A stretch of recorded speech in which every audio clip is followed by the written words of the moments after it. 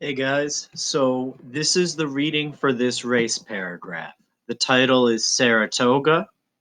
This text is adapted from an original work of Core Knowledge Foundation, and I am reading this for educational purposes only.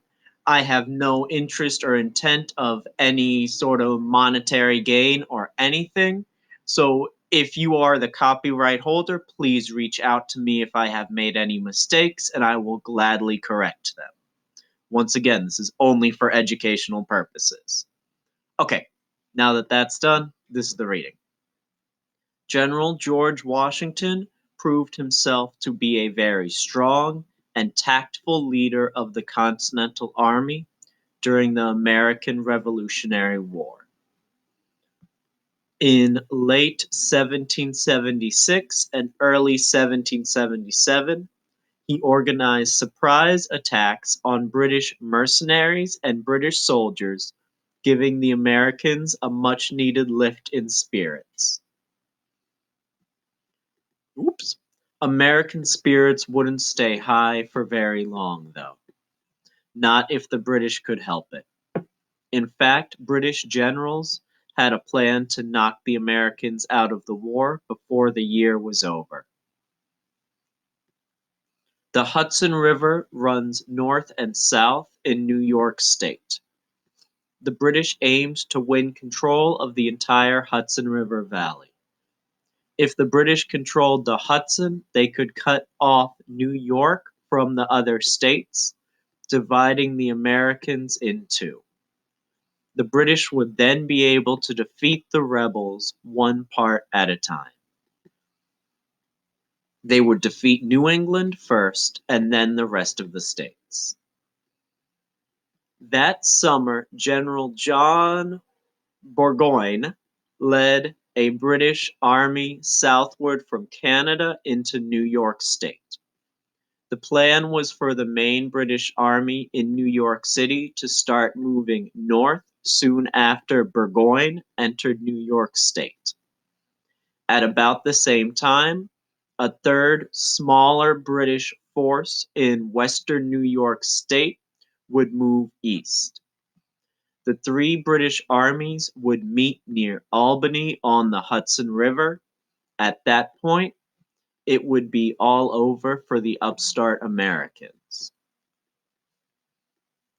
That never happened. General William Howe was in charge of the main British army in New York. Howe wanted to capture Philadelphia first before moving north along the Hudson. Philadelphia was America's largest city. It was the meeting place of the Continental Congress. What a blow to American spirits if the British were to take it. Howe was sure he could capture Philadelphia and still have time to meet Burgoyne. He was wrong.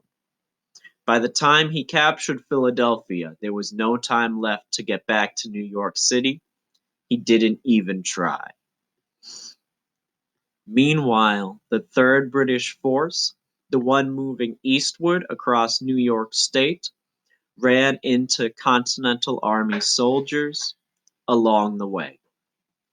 This British force, which included a large number of Native American allies, never made it to Albany either. That left Burgoyne and his army alone moving south in New York State. The only ones there to meet him were General Gates and thousands of soldiers of the Continental Army. In October 1777, the British and Americans fought at Saratoga north of Albany. The Americans won. 6,000 of Great Britain's best soldiers surrendered. New allies. The victory at Saratoga was a great turning point of the war, not just because it was a great victory, but also because it brought the Americans a new ally, France. The French and the English fought for 100 years in the Hundred Years' War. Furthermore, The French lost all their North American colonies to Great Britain in the French and Indian War. Ever since, they had been burning for revenge. One way for France to get revenge on Great Britain was to help the American colonies break away. Soon after the colonies declared their independence, France secretly started sending them money and supplies. The money and supplies helped, but the Americans hoped for more. They wanted France to jump into the war with both feet. Every time they asked the French to join the fight, however, they got the same answer. France would not enter the war unless the Americans proved that they had a real chance of defeating the British. The victory at Saratoga showed that America could win. Several months after the Battle of Saratoga, the French entered the war on the side of the Americans. France sent money, equipment, and soldiers. Most importantly, France also sent a large naval fleet to help the Americans. It's quite possible that without help from the French, the Americans would not have won the war. Eventually, Spain and the Netherlands also declared war against the British. This turn of events happened because three British armies failed to meet as planned in Albany. Alright, guys, that's it. I'll talk to you more tomorrow.